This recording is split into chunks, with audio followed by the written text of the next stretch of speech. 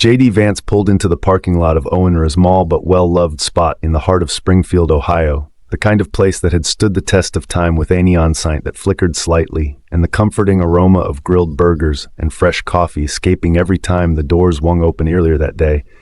A local had mentioned the place, raving about their homemade meatloaf and hand-cut fries after a long day filled with meetings, handshakes, and policy discussions. JD just wanted a quiet meal before heading back, nothing political, just a chance to sit, eat, and breathe. As she stepped inside, the small bell above the door jingled, announcing his arrival. The dinner had a cozy, familiar feel. It was the kind of establishment where the same handful of regulars occupied the same booths every night. Near the register, a wall of faded Polaroid pictures showcased decades of customer, staff, and memories. The air was thick with the scent of bacon, grease, brewed coffee, and fried food, all blending into the warm hum of casual conversation. JD caught the eye of the young hostess behind the counter. She had been smiling until sheer cognized him. It happened fast, just a flicker of hesitation across her face, but had noticed as light tightening of her lips, a subtle shift in her posture. He glanced around. A few customers had turned to look at the moment mid-bite, mid-burgle his board, his companion, and whispered something across the room. A woman in a flannel shirt set down her coffee mug, a little too hard, narrowing her eyes before looking away. JD wasn't new to this feeling. He'd been in enough rooms to sense when he wasn't entirely welcome, but here in a small-town diner that was unexpected. The hostess hesitated before stepping forward, tucking a loose strand of hair behind her. "Our good evening," she said, her voice measured. "Are you dining in or taking out?" JD let out a small, tired chuckle. "Dining in." If that's another pause too long for such a simple question. She glanced toward the kitchen, her uncertainty clear. "You need to check something real quick," she said before disappearing through the swinging door. The diner grew quieter, not silent, but the usual buzz of conversation had dulled. Someone at the counter shifted in their seat. A low murmur passed two older men in a corner. Booth Jex hailed, slowly rolling his shoulders back. He wasn't going to make assumptions, but something wasn't right. From the kitchen, muffled voices rose and fell, too indistinct to understand. JD stood there waiting. When the hostess returned, her uncertainty had disappeared. She had made up Herman, or perhaps someone else had made it up for her. "I'm sorry, sir," she said firmer. "This time we can't serve you tonight." Their words weren't just about business, they were personal. For a brief moment, JD said nothing. The weight of the statement hung between them. The dinner was nearly still. The only sounds were the faint sizzle of the grill and the occasional scrape of a fork against a plate. JD studied the hostess's face. She wasn't being rude, just firm, determined. His gaze flicked past her toward the small kitchen window behind it. Two cooks stood partially hidden, their expressions unreadable. He cleared his throat. "Did I do something wrong?"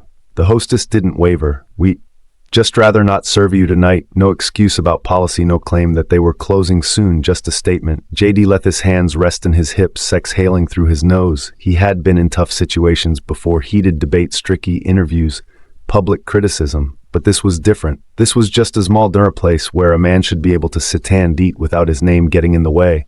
A cough broke the moment. JD turned his head slightly and saw one older man at the counter. His blue work jacket was worn at the cuffs, his hands rough from years of labor.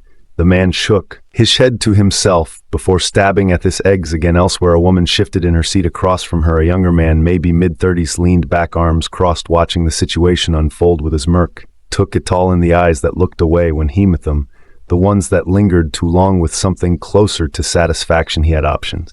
She could leave, shake his head, and move on. He could demand an explanation, turn this into a spectacle. He could remind them who is what refusing a U.S. senator might mean for the morning news cycle. Instead, he'd done any of those things. "All right," he said calmly. "Can I speak with the manager?" A few people looked surprised. The hostess hesitated, glancing toward the kitchen for silent confirmation. Someone at the counter muttered something. A quiet chuckle came from the younger man in the booth, as if he couldn't believe JD was actually going through with this. The hostess disappeared into the background. More seconds passed. Asp of coffee, a plate being slid across the counter. Then the doors swung open, and a man in his early 50s stepped out. He was broad-shouldered, thick arms, scrur. Osadover grease stained upon his name tag read. Don didn't ask what JD wanted. He just gave him a once-over before saying, "I hear you've got a question." His tone wasn't welcoming. It wasn't even polite. It was a challenge. JD met Don's star, steady and unreadable. He were to argue, but he wasn't leaving without understanding why. "Yeah," JD said evenly, "I'd like to know why you won't serve me." Don exhaled sharply, rubbing the back of his neck. He glanced toward the customer, still watching. Some tried to act like they weren't listening. Others didn't bother hiding. "Get look," Don's shifting his weight. "This ain't personal." Jade raised an eyebrow. "Seems pretty personal." Don clenched his jaw. He looked at the counter at the booth. Then "Psy people around here got opinions about you, admitted about the things you stand for. I got a business to run, and I don't want trouble." JD let that sink in, some sitting down for a meal of trouble. Don hesitated. He glanced toward the kitchen again, then back at JD. "I just don't want things to get ugly." Don finally said. JD nodded. "Neither do." If the room was still, JD could have left. They could have made a call and turned this into a headline. Instead, he did something new and unexpected, pulled out a chair, sat down, rested his hands on the table.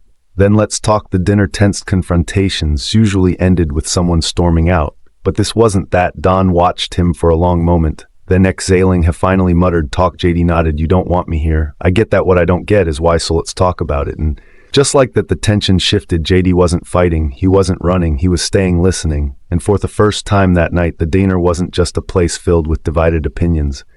It was a place where a conversation was happening. Ari alone, one that noon in that room would forget.